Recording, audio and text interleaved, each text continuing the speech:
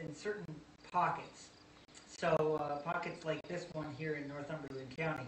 I actually drive 3 hours just to get to this area because this is the closest to where I work that we find any barn owls. So the barn owls have moved to these smaller areas, and the reason that they're doing that we're finding is primarily due to the loss of habitat.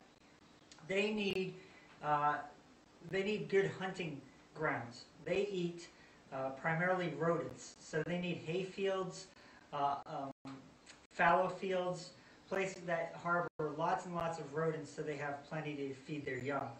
And so we find that most Pennsylvania farms are getting smaller, or they're turning into developments, or they're being let go and allowed to grow into forested habitat, which is not a bad thing because Pennsylvania historically has been forested. However, for barn owls, which are grassland species, they require grassland, not forests. So when we come to areas that have hundreds and hundreds of acres of lands that are enrolled in the CREP program, fallow fields, and hay fields, we find that the barn owls are doing very well. Another problem that the barn owls are experiencing is the loss of nesting habitat. Barn owls like to nest in old barns, and nobody's building, well, very few people other than maybe the Amish in Pennsylvania are building these old wooden structures. They're primarily reliant on new what's called pole barns, which are metal structures.